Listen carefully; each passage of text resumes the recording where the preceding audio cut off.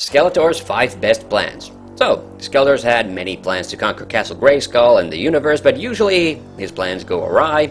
However, that's not for a lack of trying, and there have been a number of times Skeletor's actually come very close to defeating the heroes, only to be thwarted at the very last second. So let's look at Skeletor's 5 most effective plans to conquer Eternia. Now, I need to stress that with this list, I'm only talking about Skeletor's plots to conquer Eternia or Castle Grayskull, and not about any generic schemes for gaining more riches or magical abilities, or admittance to the circus. Now, He-Man being a kid's show, obviously Skeletor never actually wins, but I'll be highlighting 5 of the times that Skeletor genuinely came the closest to actually winning the day. And yes, I'll also talk about Skeletor's worst plots later, but let's now focus on his best ones.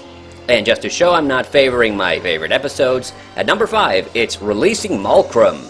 You might be a little shocked seeing this, as The Reign of the Monster is my favorite He-Man episode. I'm really highlighting this plan because of 2 reasons. Malcolm actually fighting He-Man to a standstill, where he literally can't beat Malcolm and needs the Staff of Avion to trap him again, and the fact that Skeletor exhausts the sorceress's powers. He very nearly makes it over the threshold of the castle. In fact, if he didn't stop to gloat, he might have made it. However, I also have to admit that Skeletor got a bit lucky in releasing an ancient monster of unimaginable power, in how Malcolm seems very happy to work for Skeletor. Keep in mind, when Skeletor repeated pretty much this exact same scheme in Season 2, it backfired on him. So this might even count as a small plot hole, but I can buy Skeletor and Malcolm allying with each other, even if it is extremely convenient. Skeletor's real hitch was leaving the staff with King Varn, who does a really poor job of keeping it from falling into the hero's hands, as the thing which released Malcolm is also the thing which traps him again. I have to wonder why Skelly didn't just send the staff off-world to be extra safe, but I guess this is another classic case of Skeletor being way too confident for his own good. At number 4, sending He-Man to another dimension and sending Grayskull through a white hole. Time for a double entry. Both the quest for He-Man and the taking of Grayskull actually show Skelly at his most ambitious. In Quest for He-Man, not only does he give He-Man amnesia, but also sends him to another dimension. This is not just a really good plan, but also shows a bit of forethought from Skelly, as by wiping He-Man's memories away would make it so he wouldn't even know to try to get back home. However, it's a bit sloppy of Skelly to not make precautions for his friends to go after him. But this was pretty early in the series run, so we can probably put this down to not expecting the sorceress having friends in really high places. The white hole plot is also pretty impressive in how Skelly relocates the entirety of Grayskull, thus leaving the heroes in a perplexing situation.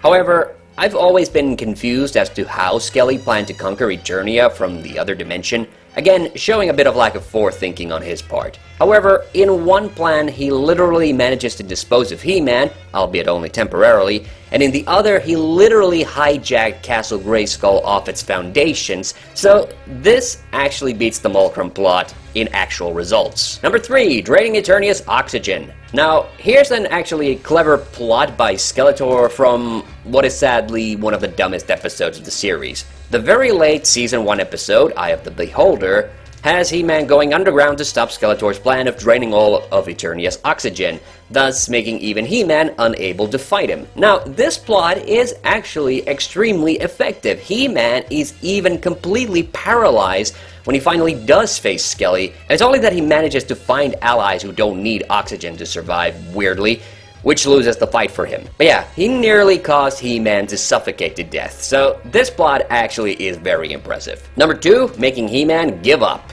In probably the only episode that shows Skeletor utilizing some psychological warfare, the problem with power has Adam giving up on being He-Man when he thinks he's accidentally killed an innocent bystander while fighting Skeletor.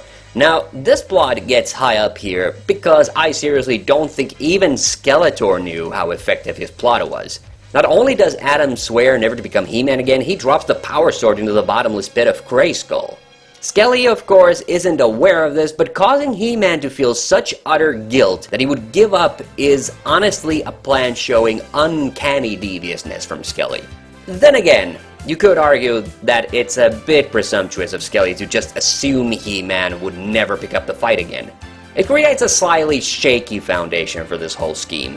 It's still very impressive, which is why I'm putting it at number 2, but one plot still beats it in sheer accomplishment. Number 1, the Dragon Invasion. Okay, this is actually 2 plots, and its high position on the list is based on 2 factors. Number 1, for once, Skelly actually takes a precaution by distracting the heroes with his all-out dragon invasion of Eternia, and number 2, he uses a magic-enhancing dragon pearl to trap the sorceress and prevents her from using her powers. The fact that Skelly took the time to distract the heroes is impressive, as it shows way more forethought than all of his other plans combined, and the sheer success of him not just getting into Grayskull, but actually preventing the heroes from getting in to stop him is in itself very, very impressive. Of course, the heroes eventually figure out the kink in his plan when they defeat Beastman, releasing the dragons from his control, but it's a testament to Skeletor's plotting for once how he's able to keep the heroes at bay. So well done, Skelly. This time, you really deserve to win. Until next time, I have the power, so can you.